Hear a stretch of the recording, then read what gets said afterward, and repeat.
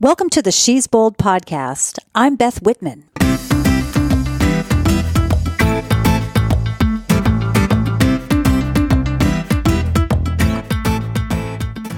Hey, everybody. I am dropping in today to do something I do every once in a while, and that is just talk. There's no guest conversation today. It is just me. One super quick housekeeping note. I've just posted my Papua New Guinea tour for 2020 on the Wander Tours website, and I'm super close to posting the Morocco tour as well. Now, both of these tours will sell out. Papua New Guinea, you can sign up for right now. Just go to wandertours.com. It's WANDER tours.com to register. And if you're interested in Morocco, you'll need to send me an email to make sure you get advance notice about it. Otherwise, you risk missing out on that completely because there are so many women. It's a women-only tour. There are so many women who are interested in that trip. I know it's going to sell out. Papua New Guinea is co-ed, by the way. Okay, so just with that out of the way, today's episode. I have had so many questions from people about how I'm training for the Epic5 event this fall. So I thought I'd do an occasional episode where I talk about my training and my progression. Honestly, I didn't consider doing this until I had a number of non-running friends and listeners ask me about it and tell me that they'd love to hear about how I'm training. So here you go. Now, I'm a little late in posting this episode this week. I usually post on Mondays. I occasionally slip, and this is one of those weeks. And if you listen through to the end of this episode, you'll know why I'm a bit late. So, the Epic5 Run. If you've been a listener for some time, you've heard me talk about this event before, but I'll give you a brief recap right now. The Epic5 Run is a multi-day race that includes 5 ultra marathons. Now, an ultra marathon is technically anything over a marathon distance of 26.2 miles. In the case of Epic5, it's 50K or 31 miles, but it's 5 50Ks over 5 days on 5 Hawaiian islands. I know when I tell people that, most people, their jaws just drop. Now, the way it works is that you run 50K in the morning, you hop on a plane, go to the next island overnight, and then you run 50K the next morning, hop on a plane, go to the next island overnight, and then run again the next morning until you've done all 5 islands that are included. Now, we'll be starting on Kauai, then go on to Oahu, Molokai, Maui, and then end on the Big Island. So 5 islands, 5 days. Now, I don't think the courses are completely laid out, but I do believe they are about 30 to 40% trails and 60 to 70% roads. And it's worth noting that almost all of my running experience is on the road, very little trail experience. So this is definitely a stretch for me on a lot of different levels. I realize it's a stretch for anyone who's involved or anyone who's just thinking about it. But this particular event is meant for a way for me to prepare for the 4 deserts next year. Now, I won't go into the details about those events, the 4 deserts, but you can Google 4 deserts. It's racingtheplanet.com. And if you haven't heard me talk about it already, go check those out. And I'll likely just do a different set of episodes covering those events. And I'll just leave that for a later time. Anyway, my plan today is to give you an overview of my training for Epic5 and then check in occasionally with an update on how things are going. So up until about a month ago or so, I was running tops about 30 miles a week, and I would run 5 days a week. And the other 2 days of the week I would use for either rest and recovery, or I would do yoga. Maybe I would go to the gym and I would do a little bit of a swim, or I would work out. So I would do light workouts or just completely rest. And I really thought I was kind of something for running as many as 30 miles in a week. I thought that was great. And then I started searching around for training plans for long endurance events like the Epic5. And I couldn't find anything specific, but I found a plan for the Quadzilla, which is 4 marathons in 4 days. Now, you might recall I did that in 2017, and I talked about that in episode 33. So this Quadzilla plan called for 4 long runs in a row, Thursday through Sunday. And it also called for some speed work. So meaning I would go to the track. I usually go to the track on Tuesday. That's kind of a habit that I've gotten into. And then when I go to the track, it's really timed runs. So they're faster speed work, as I said. So it called for these long runs, some speed work, as well as some strength training during the week. And it also included 2 rest days. Now, this plan called for closer to about 50 miles a week of training. So I immediately, when I found this plan, I immediately had to increase my miles. And I've heard people say that you shouldn't increase mileage by more than 10% a week. And that's so that you can prevent injury. But I really didn't have time for that nonsense. I didn't have time for that. So I ramped up really quickly, immediately, and I started really getting into that high mileage right away. And it turns out that wasn't too bad for me. I didn't have any injuries, didn't have any problems with it. Now, I will say I was a bit more tired in the first couple of weeks of that higher mileage, but I just made sure to get more rest and more sleep. And I pulled back from going to the gym, and I wasn't doing these swims like I was doing. And I just made sure that I went to bed earlier than I normally would. And I think having that rest and kind of pulling back on those other kind of cross-training things helped me to kind of get through that period and get my body kind of readjusted. Now, in the past, when I've tried to up my mileage a bit, I really felt it. I felt tired. But I think the problem was that I wasn't getting enough sleep, and I just wasn't aware of that. I wasn't realizing how important that was. And sleep is really where the recovery happens. So that is just critical as I move forward for sure. But I think I kind of got that down just a couple of weeks ago. I kind of figured out what was going on there. Now, right around this time, when I started to ramp up these miles, I also reached out to an ultra endurance coach that I know of who had coached someone for the Epic5 Run last year and who has also coached people through the 4 desert races. So I knew he had experience in getting people through these events successfully. And what I did was I had an hour-long phone call with him where I told him all about my goals and my running background. And he gave me a kind of broad overview of training for Epic5. Now, the truth is that he's quite expensive and for totally good reason. And I couldn't really jump all in with his personalized training plan. So instead, what he did was he gave me a bit more generic information. We worked on figuring out what my heart rate zones are.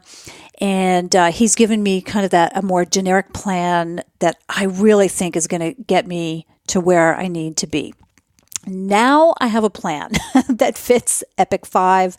I've put that Quadzilla plan behind me. And this is actually a bit more intense than the one that I had found online. And it's even more miles per week. So yikes, more miles I'm doing now. Now it looks like this. I still have those long runs Thursday through Sunday. But over those 4 days, I will be running well over 40 miles, but no more than 50 miles. Ideally, because of the terrain on Epic5, which will include trails, I should be running mostly on trails during these 4 days of longer runs. But the truth is, I don't have easy access to trails or the time to drive to them 4 days a week. So this is going to be a little bit more limiting for me, and I'm going to just make the best of it.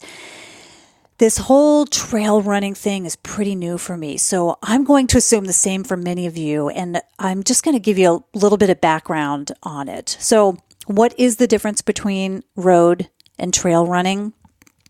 I didn't know there was a huge difference.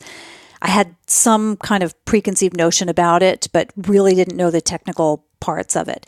So road running, as many people love to point out to me, can be hard on your body. I never really understood this because I guess as a smaller framed person, I don't feel the pounding as much as someone who has more weight to carry around. Either a guy who's 180 pounds or a woman who's got more weight on her. I just didn't realize that there is a lot of pounding there. And yeah, sometimes I'm a bit sore after a long run, like 15 or more miles. I can tell my body's been kind of shaken and I've been pounding the street, but I've never felt like it's super difficult for me. Now, trail running, on the other hand, it's easier on your body. And that's in the sense that you're landing on soft or kind of soft ground. So there's less pounding that you have to take on your body. It's just easier on your body. Now, I've always been concerned about trail running because it seems so easy to trip over roots and rocks on a trail. And I can only imagine that after some miles, when you start to get tired, that it would be easy to fall and really get injured on a trail. And I know that some people will counter that and just say, injuries happen just as frequently during road running. And that's true. I think the typical thing for a road runner is that it's more physical stuff like Achilles issues or bad knees, again, kind of due to that pounding.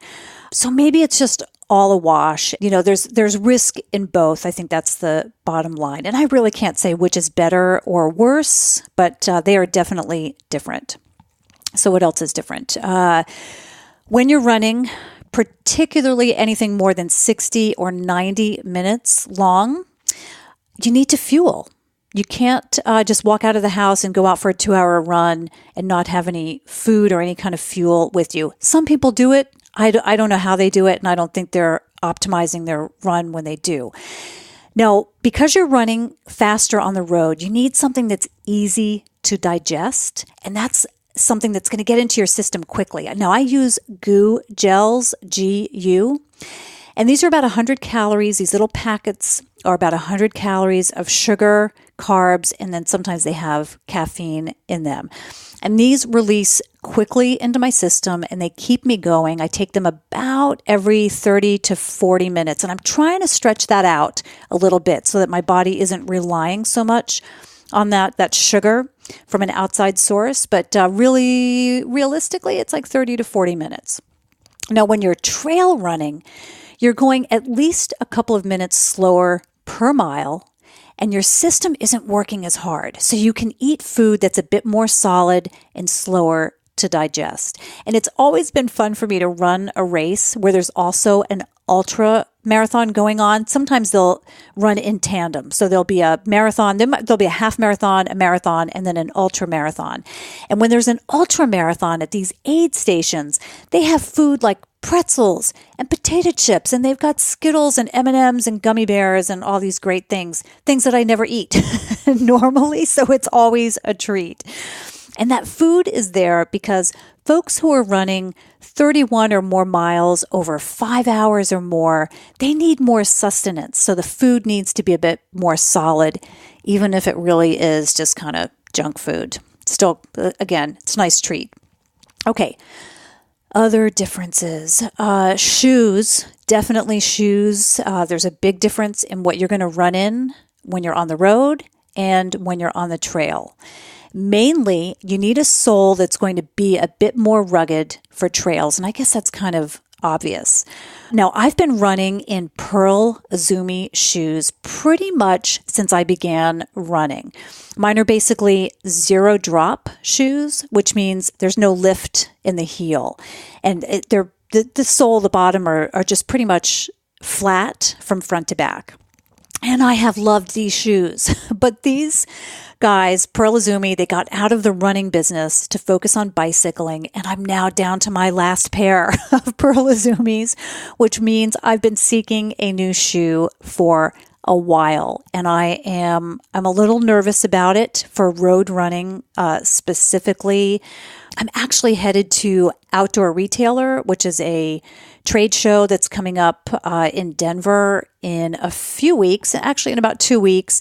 And I'm going to be meeting with a bunch of running companies there and trail runners. And so I'll be able to check out some new things. But in the meantime, running friends have pointed me to two other options, Altra and Topo.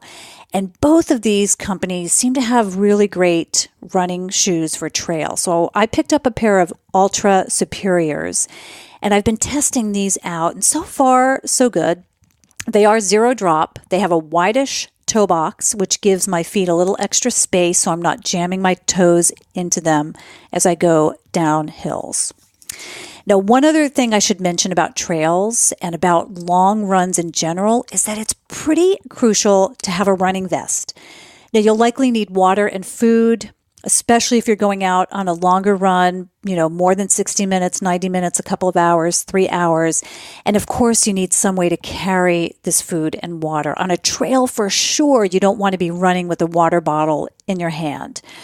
Now, I've been a fan of Ultimate Direction vests for a long time.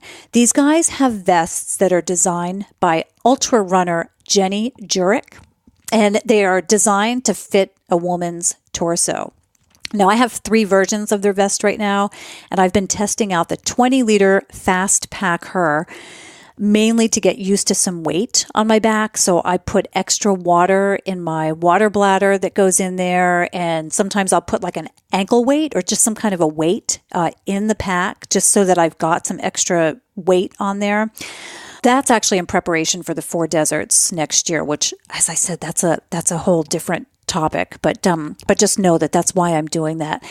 I do have a smaller vest that just basically has my water bladder in it and a little bit of food. That's about all it can carry. And then I've got this 30-liter, which is much larger, and that's what I'm going to need next year for the 4 deserts. So I haven't even started using that yet because it's like a backpack. It is a backpack, basically. I could probably fit my laptop in there. Now, I'm also doing everything I can to stay injury-free. With so many miles, it's really easy to get overuse injuries like plantar fasciitis or IT band issues or pulled muscles. So before every run, I do some PT exercises and I foam roll my calves and my quads. After my runs, I sit down on the couch with my laptop also. So I'm doing a little bit of work, multitasking, and I use a Mark Pro eStim device. Now, this consists of 4 pads that send pulses into the areas where they're placed. And what I do is I rotate through them by placing the 4 pads on one ankle. I let that go for about 20 minutes, and then I place the 4 pads on the other ankle, let that go for about 20 minutes, and then I do each knee as well. And what it does is it brings blood flow to the area. And I feel like after I've done one little session, I can feel the difference between my 2 ankles. It feels like I've had a massage on one ankle. It is really pretty cool. I feel like that's my that's a like little superpower, a little special thing that I have going for me. Now, I also started getting regular massages. I'm going for a massage every other week, and that's so I can stay limber. And I'm also now doing yoga at least once a week because I think all of that factors into taking care of myself and just not being super tight and just being limber enough that I'm not going to be injured. So that's the whole purpose behind that. Now, the other thing that I'm doing through this whole training process is being pretty careful about what I eat. I'm not counting calories, but I will say that especially when I first ramped up my miles, I was really, really hungry all day long. Now, that sensation seems to have diminished a bit, and I'm not feeling so hungry all the time. I think that's just my body settling into a new training regimen, not feeling so hungry. But I don't eat a lot of junk food as it is, but I have made it a point to eat really clean and to have healthy snacks around because I am so hungry. When I get hungry, I don't want to just grab a bag of chips or a something that's just not good for me, that's not going to give me a lot of nutrition. So I have homemade protein balls. I've got extra fruit and veggies, and I do smoothies and all kinds of great stuff. For dinner, I usually have salads with protein like tempeh or tofu in it. I have oatmeal in the mornings. I've got my morning smoothie. So I'm really trying to stay on top of that and eat super healthy. I have always been pretty diligent in terms of my supplements so that I can keep my immune system healthy. But I am making sure that I stay on top of this even more so, and I've even added some extra supplements in there. Now, I put a bunch of superfood powders and supplements in my smoothie every day, but in addition to that, I make sure I'm getting any vitamins I might be lacking in, like D3, calcium, magnesium. I take C vitamins twice a day, and also B12 because I'm mostly vegan, vegetarian, got to always have that supplement of B12. Now, I also make sure that I'm sleeping well, and sometimes I'll take something like kava. I have a kava powder. I've actually got this great kava powder that I bought last year when I was in Papua New Guinea. It's from Fiji, and it's high quality, pretty amazing stuff, and I feel like that helps me sleep. And then also valerian root is another thing that if I'm having trouble just kind of relaxing or sleeping, valerian root is great for that. Now, I will say that I feel like I underestimated the amount of time it would take to train so much. And that might sound crazy because people will say, I don't have time to train for a marathon. I never felt like a marathon was taking a lot of my time. And when I looked at my training plan on paper, you look at something and it says 3 hours of running. It's not just 3 hours of running. It's the preparation the night before or that morning to get all my gear together. It's the time to drive to a trailhead. It's loading up my phone or my iPod with podcasts or music. And yeah, that stuff is not difficult, but I'm having to stay super organized to keep on track. All of this stuff takes time. A friend of mine who is also training for a marathon had a funny post on Facebook recently where she said jokingly something about running being so low maintenance. You just lace up and walk out the door. But then she had a photo of all of her gear. And it's absolutely true. Sure, if you're walking out the door to run 3 miles, it can be super low maintenance. But when your miles increase, you've got all sorts of gear. And then you're stretching and strength training and foam rolling and going to a massage and doing all this stuff to stay injury-free too, and prepare, good meals. That all takes time. And you know what? I have to admit, it's better than sitting in front of the TV and streaming something. So I am just channeling that time into something that I think is much healthier. Okay, so I could probably go on about the training, but I think I might bore you too much. If you do have specific questions about it, shoot me a note at beth@shesboldpodcast.com, or you can call 877-280-5170 and leave a message, and I'll answer it on a future episode. Okay, so now the reason this episode is a bit late in coming this week. So I registered for this Epic5 event with a non-refundable payment as soon as I heard about it late last year. I think it was in December. And I've been talking about it ever since. And frankly, I scheduled my year's travel around it. So I am invested in this event. Friday night, I received an email from the race director that the event was canceled because they don't have enough people. Now, this was not the news I was expecting or wanted to hear, especially after being so emotionally and physically invested in this. But I run a tour company, and I know what it's like to have to make tough decisions like that, and it's not the thing you want to have happen, and it's not the news you want to deliver. So I have empathy for the folks in charge of this event. And I was able to get the race director on the phone this weekend and just talk through some options. And after doing a little brainstorming, there may be a way to still make this happen. Maybe not in September when it was originally scheduled, but maybe later in the year. So I am cautiously optimistic. So when I got ready to record this episode late last week, I was full on expecting the Epic5 Run to happen in September. And when I got this email on Friday night, it kind of threw things into a spin for me. And I wasn't sure what I was going to do or what I might now say about my training.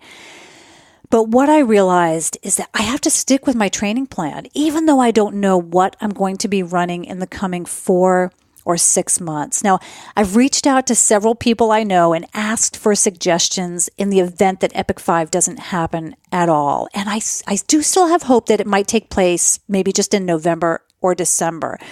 But I may end up doing something like a 50-miler. I don't know if I would do the Quadzilla again, but that is an option.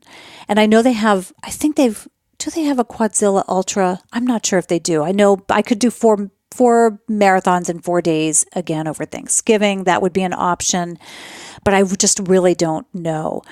Now, what I just did last week, and this was before I even heard the news about the possible cancellation, is I signed up for a marathon on June 30th. So it's just coming up later this month. It's the Super Marathon, which is part of the Cascade Super Series. And this is Sabrina Sayer. And she was on episode 43 of this podcast, and she's the race director for that, and she is pretty awesome. So I signed up for that. I do have something on the horizon to look forward to. I'll keep training, according to my training plan in the meantime. And hey, if you are looking for a marathon this summer, come join me for that race. It's a gentle downhill course, and it's a great qualifier for Boston. A lot of people who run that race qualify for Boston because it's basically downhill. Little hard on your quads. You need to get used to that, but still, it's amazing. And it's so beautiful. It's out in Snoqualmie Pass, just outside of Seattle. Now, hopefully, next time I update you on my training, I'll have news about an event or two that I'll be doing. And if you have any suggestions, if you know of events that are coming up that might work for me, just please let me know. Okay, that is all I've got for you this week. It's just me. It's my training plan. Hopefully you found that interesting. If you know of anybody who wants to do something like Epic5, have them reach out to me, have them reach out to the race director. Let's make this thing happen because it's going to be fantastic. Who doesn't want to go to Hawaii? Why not? Okay. If you have specific questions about my training or really anything else, you can leave a message at 877-280-5170, and I'll feature you and any questions you might have on a future episode. You can also email me at beth@shesboldpodcast.com.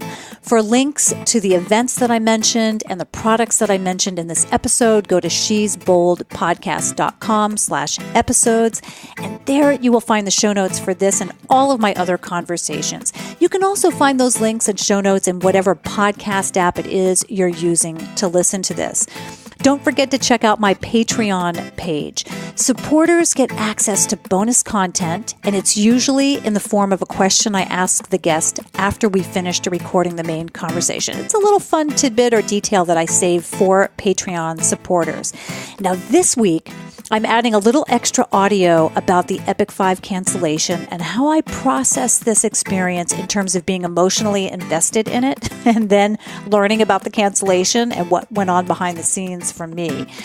You can find out more by going to shesboldpodcast.com/Patreon. And really, you can support the show by donating as little as $1 a month. Now, I do ask for $5. That's certainly helpful. All of the patrons right now are $5 supporters, but you can support it for as little as $1 a month. You can connect with me by friending me on Facebook, and I'm Beth Whitwa, BETHWHITWA on Instagram. Ladies, you can join the Be Bold Facebook group at facebook.com/groups/Be Bold group for support and encouragement for whatever ways you're trying to be bold. Thanks for joining me for another episode of the She's Bold podcast. And until next time, be bold.